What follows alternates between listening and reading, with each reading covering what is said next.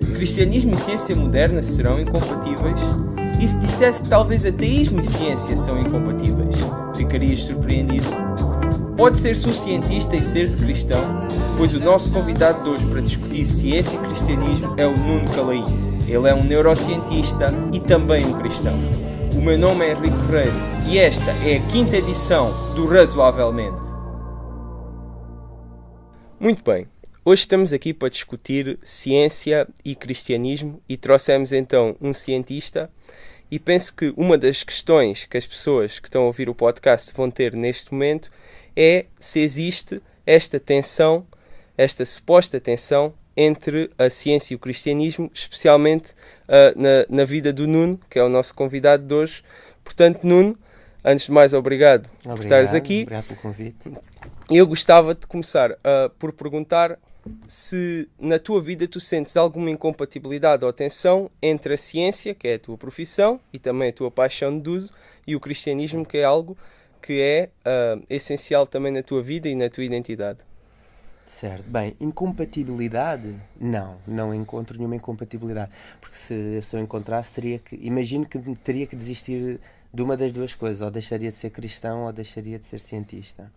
Mas tensão, sim, há alguma. Não muita, mas há alguma tensão. Pelo menos em algumas perspectivas que me foram passadas pela educação que tive na minha igreja. Em termos científicos, há alguma tensão. Eu encontro alguma tensão em alguns achados da minha área de neurociência. Eu sou estudante de neurociência teórica. Tirei o mestrado e a licenciatura em matemática e depois passei para um doutoramento em neurociência. E algumas coisas que eu venho estudando na neurociência realmente causam alguma tensão. Não é a maior parte, a grande maioria das coisas não causa qualquer tensão, mas realmente há algumas coisas que causam. E talvez podemos falar um bocadinho mais à frente. Também, aquilo mais óbvio que as pessoas às vezes podem pensar, alguma tensão entre uma perspectiva da teoria de evolução darwiniana, onde o mais forte sobrevive, onde o inadequado morre, versus um cristianismo onde vemos um Deus amoroso, um Deus que cuida dos coxos, dos cegos e etc. No geral, eu acho que a tensão é na narrativa naturalista, ou seja, na narrativa que diz que nada há mais além da natureza, além do material, e rejeita totalmente a existência de qualquer coisa que não seja dessa natureza. E a tensão entre, claro, a minha perspectiva também, a perspectiva cristã. Eu sendo cientista, eu não sou um naturalista, eu acredito que há algo mais do que a natureza, do que matéria, energia, informação e etc. Mas pessoalmente também vejo alguma tensão no meu percurso pessoal. Eu lembro quando entrei no instituto onde estou a tirar o doutoramento, que é a Fundação Champalimau, e estava a falar com os meus colegas acerca do que é que eu poria no meu CV para entrar no doutoramento, e eu, naturalmente, sendo cristão, nascido numa igreja evangélica, havia parte do meu CV que tinha a ver com as minhas atividades que eu fazia enquanto cristão evangélico. Trabalho com crianças, de evangelismo, um gap year fora para ajudar um casal missionário. E eu lembro dos meus colegas me dizer: é melhor não colocares isso do ensinar histórias bíblicas a crianças, isso não cai muito bem aqui, não é necessário, é melhor apagares isso. Também, pronto, isso aí há alguma tensão, não é? Eu acabei por não apagar, fazia parte da minha história. Outra tensão leve é alguns colegas meus a dizerem claramente que eu não podia, tudo bem, eu podia ser religioso ou cristão pessoalmente em casa, mas quando eu estava no laboratório teria que deixar isso tudo para trás e teria que vestir a roupa de um naturalista. Ora, eu acho que isso é patetice. Para mim o exemplo é o Newton. Foi o Newton que foi um grande cientista que formulou a teoria da gravidade. Ele foi exatamente o contrário. Ele trouxe a sua ideia cristã, ele trouxe a sua crença num Deus de lei, de ordens, e foi descobrir as leis da gravidade. Por isso acho uma patetice dizerem que eu tenho que deixar o meu cristianismo fora do laboratório. Isso é o chamado naturalismo metodológico, é isso que estás a falar? Exatamente. Exato. Que eu sou contra. Okay. Na minha perspectiva, assim como cientista, para mim o que eu vejo é... Ou seja, como é que eu posso resolver estas tensões que há? Eu vejo que... Eu acredito que Deus escreveu dois livros. O livro da natureza e o livro da revelação, que é a Bíblia. E eu acredito que fundamentalmente eles não estão em conflito. Talvez as interpretações que nós colocamos, as teorias que nós colocamos acima das nossas observações da ciência, ou as teorias que nós colocamos acima da Bíblia, podem entrar em conflito. Sim. Mas fundamentalmente eu não vejo conflito. Ok, mas quando tu falaste aí num ponto que foi que existe uma tensão entre esta perspectiva, ou seja, a narrativa naturalista e o cristianismo, e isso é claro. Mas em termos de tensão entre a ciência e o cristianismo, ou seja, talvez essa tensão entre a narrativa naturalista e o cristianismo não faça parte da tensão entre a ciência e o cristianismo. E se calhar isso é uma das coisas que as pessoas muitas vezes acham que a tensão que existe da narrativa naturalista é uma tensão da ciência. Uhum. E talvez isso não seja verdade, não é? Não. Quer dizer, depende do que é que tu entendes por ciência. Para mim, ciência é o conjunto de todos os dados observados, todas as experiências que foram feitas e todas as teorias atuais, as teorias propostas. E na ciência, e eu penso como teorias aquilo que na prática os cientistas postulam. E na prática muitos deles, a grande teoria é que Deus não tem qualquer ação, nunca teve, e tentam explicar tudo através das leis da natureza. Ora, aí é que eu acho que há uma tensão. Agora, o que eu acredito é que realmente Deus criou estas leis, foi Ele que foi o criador da natureza, e os dados que nós observamos e podemos verificar não vão estar contra. Ou seja, se nós acharmos que a ciência é apenas esses dados e sem termos as teorias que nós colocamos das interpretações, porque é que os dados existem, se nós só acharmos os dados, então não há tensão, não há incompatibilidade. Eu acredito, pelo menos porque a partir do momento que nós estamos a ter teorias de cientistas que tentam explicar os dados, mas que depois também utilizam outros pressupostos filosóficos, nós já podemos dizer que não são teorias de ciência pura, no certo sentido. Sim, já concordo. Tem muita metafísica e outras coisas por trás. Sim, já trazem uma bagagem por trás que vem, a meu ver, deturpar. Vem adicionar algo, ou na melhor forma, vem adicionar algo que não a ciência pura, digamos assim. Portanto, se nós fôssemos analisar a questão, será que existe uma tensão entre a ciência, que eu estou a chamar pura, que são mais aquelas conclusões quase inescapáveis dos dados, ou com alta probabilidade que tiramos dos dados, sem adicionar metafísica e muita filosofia, que não vem desses dados à questão, tu dirias então que não encontras uma tensão?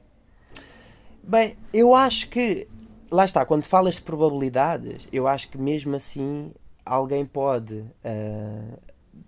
arranjar uma forma de dizer que tal teoria que assenta nos pressupostos metafísicos, por exemplo, na não existência de Deus, pode-lhe dizer que tem uma certa probabilidade. Então eu não vou logo dizer que não. Mas eu acho que não há... Lá está. Eu volto àquilo que eu estava a dizer. Eu acredito que Deus criou estes dois livros e eu acredito que fundamentalmente eles não estão em contradição. Logo, é impossível nós não trazermos algo nosso de bagagem quando vamos interpretar alguma coisa. Também é verdade. Então automaticamente vai haver... e se alguém que não vem de um contexto teísta vai trazer. Eu não diria que isso não é ciência. Eu acho que nós temos que ser cuidadosos, tanto o lado teísta como o lado ateísta, de reconhecer as bagagens que nós trazemos e ter mesmo um esforço real de tirar das nossas teorias essa bagagem e descobrir a verdade no fundo. E eu acredito que essa verdade no fundo não há qualquer tensão. Okay. E há uma concordância forte. Ok, então nós, portanto, não havendo tensão, muitos cientistas propõem, muitos cientistas que não são cristãos, muitas vezes propõem uma ideia que é que a ciência não pode não mostrar que Deus não existe ou algo parecido, mas que torna a existência de Deus alguma coisa inútil em termos explicativos, ou seja, que a partir do momento em que nós adquirimos todo o conhecimento científico, a ideia de que Deus existe não traz qualquer informação extra, nem poder explicativo extra ao mundo. E como é que tu vês essa essa posição?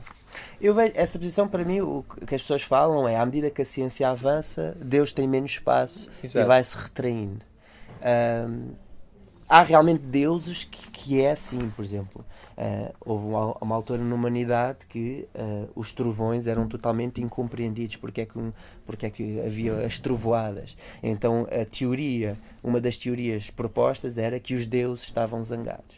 E agora, com o avanço científico, realmente podemos compreender melhor a ciência atmosférica, saber as descargas elétricas, a acumulação de eletricidade estática e o porquê do barulho.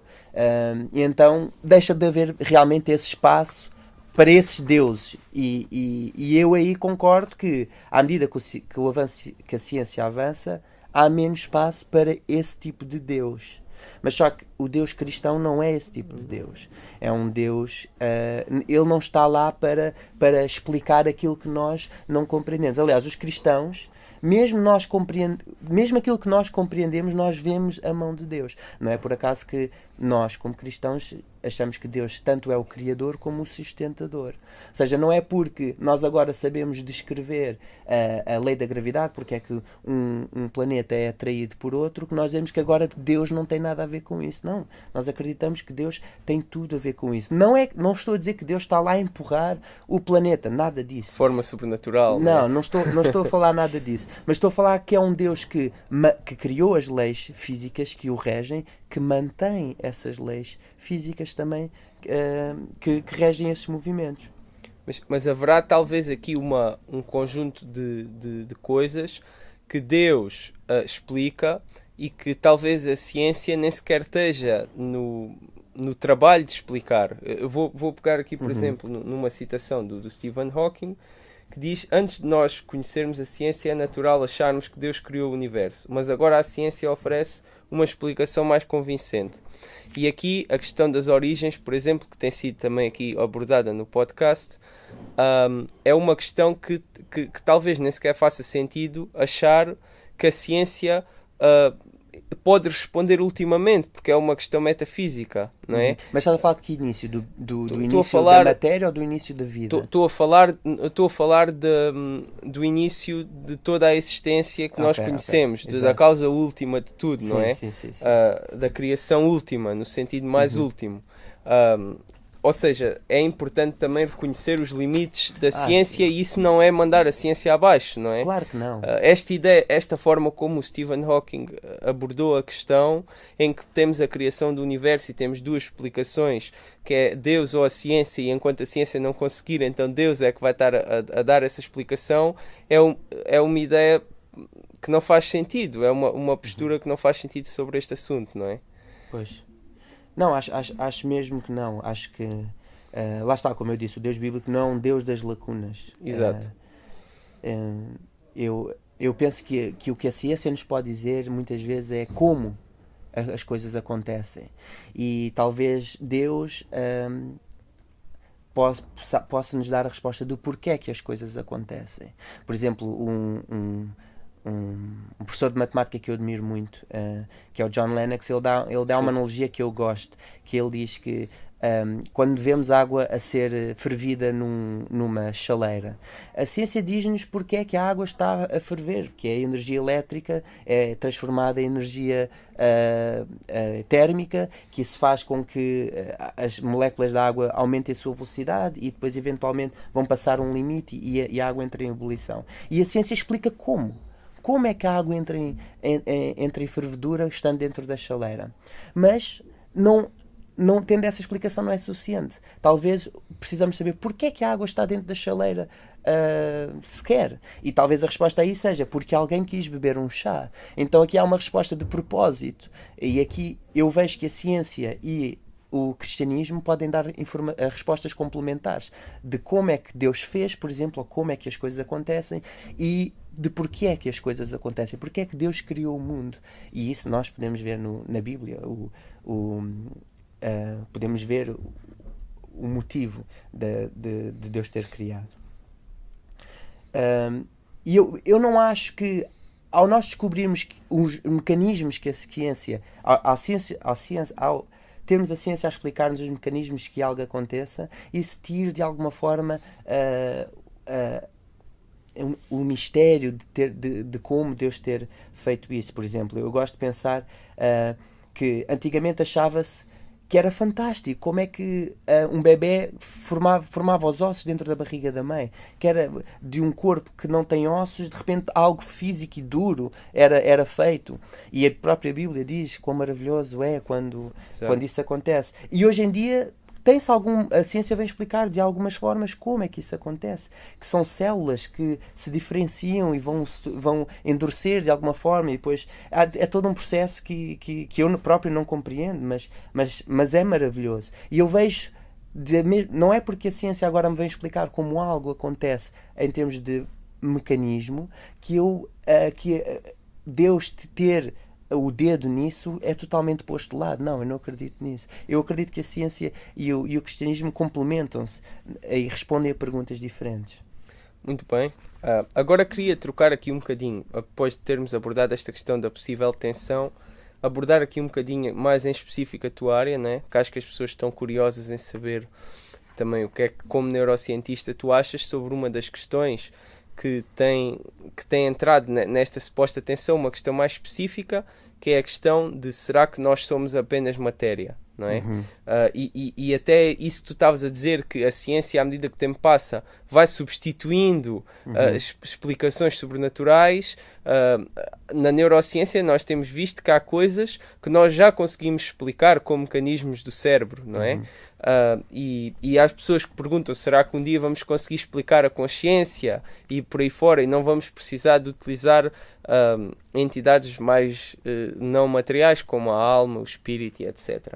E eu recentemente ouvi um programa que tu também ouviste, né? Que foi num podcast que é o Unbelievable, em português Inacreditável, apresentado pelo Justin Briley, que eu recomendo para os nossos ouvintes também ouvirem. Eu também. Entre o Keith Ward, que é um filósofo cristão, e o Daniel Dennett, que é um filósofo ateu, e é um dos chamados 4 cavaleiros do ateísmo, em referência aos 4 cavaleiros do Apocalipse que encontramos na Bíblia.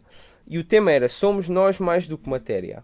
E a certo ponto o Keith Ward fala do seu cérebro, das suas escolhas, e separa o sujeito, o eu, do cérebro, dizendo coisas como eu faço uma escolha, ou eu tenho um cérebro que... e este tipo de linguagem. E o Daniel Dennett, há uma parte em que ele o interrompe e diz: mas quem é que é esse tu que tu estás a falar? Tu és, no sentido que és idêntico ao teu cérebro, és o teu cérebro e nada mais. Falando como neurocientista, qual é que tu dirias que é a opinião da comunidade científica na neurociência sobre esta temática? Será que nós somos ou não mais do que matéria? Será que nós somos ou não idênticos ao nosso cérebro físico? Eu acho que esta é uma pergunta formidável, fantástica, e a comunidade científica anda à procura da resposta a esta pergunta. Eu penso que a maioria dos cientistas ateus estão à procura realmente de uma resposta que seja que não há nada além da parte física. Aliás, eles rejeitam-no logo de princípio. Por isso o que eles tentam fazer é demonstrar que tudo aquilo que antes era atribuído a uma parte imaterial do nosso ser, que realmente o cérebro faz. E, na realidade, há sucesso parcial nisso. Por exemplo, a questão da memória. Houve uma altura em que se associava a memória à nossa parte não material, que as memórias eram algo não material. Hoje em dia, o consenso é que as memórias estão presentes no cérebro através das sinapses, e são os pesos, a densidade das sinapses que nos dão determinada memória. Outra coisa é, por exemplo, que eu acho fascinante, que aprendi quando estava a estudar neurociência, foi alguém, e eu conto esta história porque vai demorar algum tempo, mas eu acho que é fascinante, que é alguém que era uma pessoa normal e de repente começou a ter tendências pedófilas, começou a ter sentimentos e desejos pedófilos, e agiu de acordo com esses sentimentos, e foi descoberto e foi sentenciado. Mas eu não me lembro dos detalhes, mas sei que na altura fizeram-lhe um scan ao cérebro e descobriram que ele tinha um tumor. E E então removeram o tumor e o testemunho desse caso é que, a partir do momento em que removeram o tumor, esses desejos que na ótica cristã chamamos esses desejos de pecado, desapareceram totalmente. E, e a pessoa continuou. Eu já não me lembro se a pessoa estava na prisão ou se foi já depois de ter saído da prisão, já não me lembro disso, mas sei que esses sentimentos desapareceram. E, passado um tempo, ele voltou a ter esses sentimentos. E ele próprio dizia, não, mas eu não quero ter estes sentimentos, eu não quero ter isto, mas é isto que eu sinto. Então eles foram fazer o scan e viram que o tumor tinha aparecido. E eu lembro de pensar, uau, aquilo que eu outrora tinha atribuído claramente a uma parte imaterial, realmente há algo físico subjacente a isso. Mas ao mesmo tempo, não, porque era ele a dizer, mas eu não quero, eu estou a sentir isto, mas eu não quero. Ou seja, havia algo na consciência dele que nós podemos chamar-lhe alma ou espírito, que realmente, ou consciência, que realmente dizia que ele não queria sentir essas coisas e fazer essas coisas. A ciência não consegue. A verdade é que a ciência não consegue, nem nunca vai conseguir dizer que não há algo material, que nós não temos algo material, porque está fora dos seus limites. Eu, como cristão, acredito que, e vou às primeiras páginas da Bíblia, que Deus, quando criou o ser humano, ele criou como corpo, como do pó da terra, não é? E soprou nas narinas dele e ele tornou-se um ser vivente. Eu acredito que Deus, o plano original de Deus é os humanos serem corpo, serem esta junção, serem esta forma completa. E também eu sei que a doutrina cristã diz que o final de tudo é nós voltarmos a ter corpo. Na ressurreição dos mortos, nós acreditamos que Jesus ressuscitou, ele tem corpo e nós também eventualmente o teremos. Então faz parte do plano de Deus esta junção do corpo e de algo e do espírito, digamos assim. Agora a grande pergunta é, e quando nós morremos, entre a morte e a ressurreição, segundo a doutrina bíblica, o que é que acontece? E, curiosamente, os cristãos consensualmente dizem que existe algo dentro de nós que subsiste a morte e que depois eventualmente irá revestir-se de um novo corpo. Há alguns cristãos que acham que não, que por exemplo, Lutero dizia que quando uma pessoa morre, ela é como se estivesse adormecida, deixa de não existir até voltar a ressuscitar. Então, se a pergunta se os cristãos têm necessariamente de assumir a existência de algo não material que consiga viver independentemente de um corpo, para um ser humano, não necessariamente, mas os cristãos acreditam que é possível haver uma mente sem corpo, sem dúvida. E no caso, Deus. Deus é uma mente e nós queremos que ele não tem corpo. Agora, a natureza do ser humano, há muita especulação ao longo dos milénios. Eu próprio não tenho uma resposta, mas eu, como cristão, acredito realmente que nós não somos só o nosso corpo, mas que muito de nós também o passa pelo nosso corpo, e muitas das nossas decisões e ambições e até mesmo personalidade passam pela nossa biologia e pelo nosso corpo. Mas eu acredito que também nós somos algo, mas eu não o posso provar cientificamente, porque é impossível prová-lo. Muito bem. Eu ia-te perguntar agora uma coisa que era, mas acho que tu já respondeste, que era se isto era uma opinião, eu ia te perguntar se é uma opinião científica, da comunidade científica, ou de cientistas. E aqui científica estava a pensar naquele sentido mais puro, mas pelo que tu disseste, não, é de cientistas. É uma opinião de cientistas. É de cientistas. Que é carregada de pressupostos filosóficos, sim. Que, enfim, ou seja, que não vêm das observações. Sim. Ou seja, a ciência não diz e nem consegue dizer que não há... Exato. alma. Que não é uma daquelas coisas que está fora do sim, está fora do âmbito da ciência. Muito bem. Então, queria-te agora perguntar uma coisa que tenho a certeza que as pessoas também têm muita curiosidade, que é como cientista e como um homem da ciência exata, e eu não sou um cientista, eu sou matemático como tu, não sou um cientista em termos de biologia ou de alguma coisa assim, que as pessoas normalmente chamam mais cientista às pessoas como tu. Eu quando estudava matemática também não era chamado cientista. Exatamente, és um cientista. Exato. E as pessoas perguntam, mas como é que é possível ser um cientista e acreditar no cristianismo e acreditar na Bíblia, quando a Bíblia tem tantos relatos de coisas que cientificamente são impossíveis. Quer dizer, por exemplo, o Lawrence Krauss diz que a Bíblia está cheia de impossibilidades científicas. Desde Jonas a viver dentro da baleia ou do grande peixe, até ao sol ficar parado perante Josué. Portanto, como é que tu, como cientista, olhas para o relato bíblico nesta perspectiva? Para mim, isso não faz confusão nenhuma. Eu acho que isso é um argumento circular. A primeira pessoa diz, eu acredito que só existe a natureza e tudo obedece às leis da física. E depois dizem, este milagre não obedece às leis da física, portanto é impossível.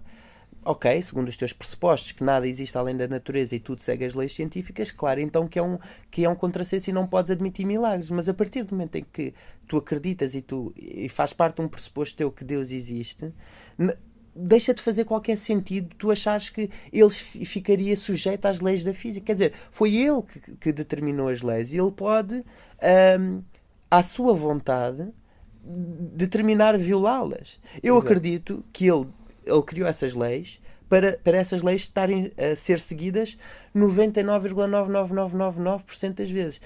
Nós podemos contar pelos dedos, talvez da mão, do pé e de algumas pessoas, o número de vezes em que as leis da física são violadas no relato bíblico. Será que são violadas, né? Porque a ideia de uma lei, desculpa estar-te a interromper, sim, mas é também que só é válida quando os seus pressupostos são válidos, né? Como qualquer teorema. E um dos pressupostos de uma lei da natureza é que só estão causas naturais envolvidas. Portanto, até a própria ideia de que se trata de uma violação das leis da natureza não é imediato, não é? Porque se nós formos ver o que é uma lei da natureza, é quando aquelas que só causas naturais estão envolvidas e certas condições se verificam, até outros fenómenos vão acontecer, e nesse caso nem sequer seria considerado uma violação da lei. Sim. Não é? Se bem que eu consideraria, porque eu acho que Deus, eu acredito como cientista que ele criou o universo de uma forma racional, de uma forma ordeira, e ele usou essas leis que nós podemos descrevê-las até matematicamente e refiná-las e apreendê-las. Mas eu acho que faz parte da revelação dele ele manifestar-se. E se ele nunca se manifestasse, para mim, uma manifestação de Deus vai automaticamente ser uma imposição da presença dele no meio natural, então alguma lei haveria ter que ser violada. Mas isto é a minha percepção. Mas aquilo que eu acho que é fundamental é que estas coisas são sempre... Deus não usa estes atos miraculosos de uma forma aleatória. Ele tem sempre uma função. Ele, no caso de Jonas dentro da baleia, ele fez isso para que Jonas pudesse ir e salvar muitas pessoas e até animais, diz a Bíblia. Então ele há sempre um objetivo e um propósito. E outra coisa importante destes relatos bíblicos onde há algo miraculoso é que eles são raros.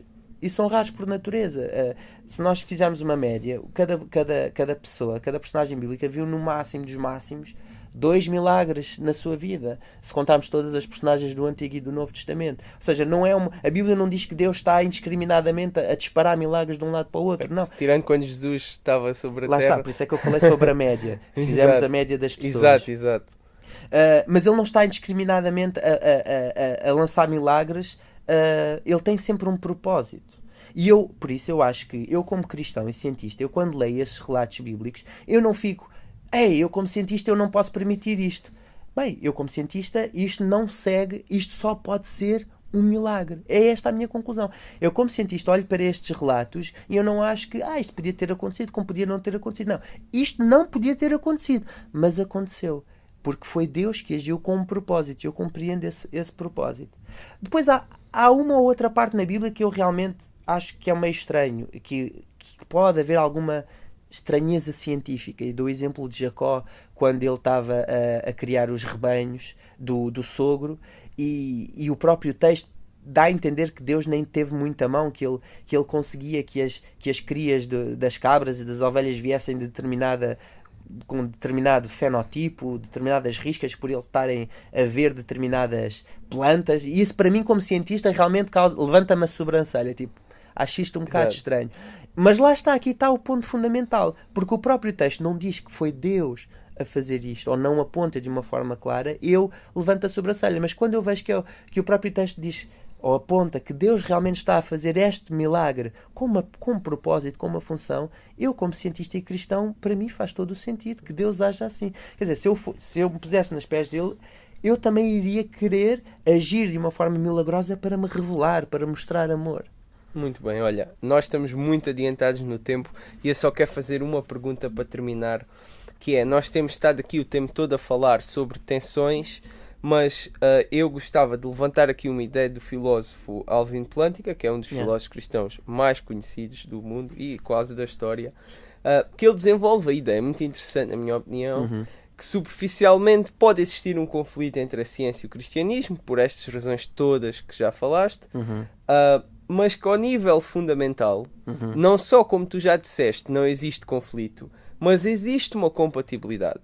E ele levanta mais uma coisa provocante, que é, ao nível fundamental, existe um grande conflito entre o ateísmo, ou o naturalismo, que não existe nada para além da matéria, e a ciência. Pronto, e eu tenho aqui duas questões, que são, primeiro, se tu concordas com isto. Concordo, plenamente. Pronto, isso e podemos, podes se calhar explicar também um bocadinho, eu posso explicar, porque eu sei que tu também estás familiarizado com esta ideia, e depois a minha segunda questão é se a comunidade científica reflete sobre este problema. Bem, aí já... Mas pronto, vamos à primeira parte da pergunta.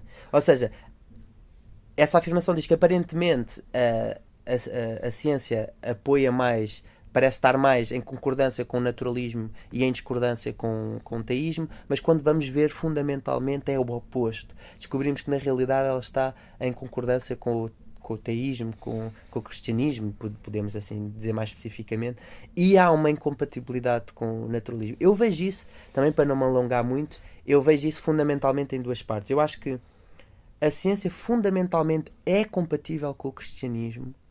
Eu vejo isso porque é a ciência que dá o fundamento... Não, eu peço desculpa. É o cristianismo que dá a base perfeita para o motivo de nós fazermos ciência. Porque nós acreditamos num Deus ordeiro, num Deus que cria, num Deus que faz leis, então, e um Deus que nos criou à imagem e semelhança dele. Então nós podemos ver um motivo de nós sermos racionais, de ir estudar o mundo e encontrar regularidades e descobrir leis e descobrir padrões, porque é muito fácil nós acharmos e tomarmos isso como garantido, mas o mundo podia ser totalmente aleatório, podia ser desordeiro, as maçãs podiam cair num dia e subir noutra, podia as coisas serem aleatórias, mas não, há uma regularidade, e eu acredito que há essa concordância, porque nós acreditamos num Deus criador, um Deus ordeiro, então nós podemos, sendo racionais criaturas dele, à imagem e semelhança dele, estudar e descobrir essas leis e descobrir esses padrões. Isso é a compatibilidade. A incompatibilidade profunda entre o naturalismo e a ciência e o método científico, ou o esforço científico, eu vejo porque o naturalismo, ao rejeitar Deus, vai se agarrar à teoria da evolução darwinista, em que nós não somos mais do que colisões aleatórias de átomos no nosso cérebro, treinados pelo tempo, mas fundamentalmente assim. Então eu acho que isso tira o chão ao naturalista, então ele não consegue realmente confiar em si próprio para fazer ciência. E treinados para a sobrevivência, não para a verdade. Exatamente, isso é outra questão.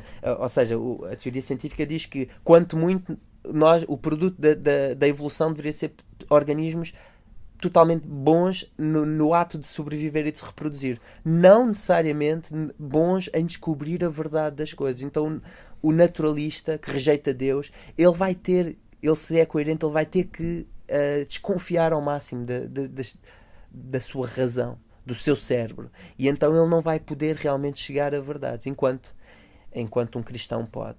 E a segunda parte da pergunta? Se a comunidade científica reflete sobre isso? Quer dizer, Não. As conversas que eu tive as conversas que eu tenho no meu meio, também não conheço todos, não é? Não, Claro. acredito que alguns, mas na generalidade não. Eu sei que já não temos tempo, mas a generalidade do cientista não está nem aí para estas coisas, não está nem aí para a não existência de Deus ou a existência de Deus. Eles estão preocupados é ir fazer a experiência. Às vezes estão lá às 2 da manhã e os ratinhos ou os peixes não estão a comportar-se como eles queriam, então eles têm que pensar também nas bolsas que vão ter que escrever para ganhar.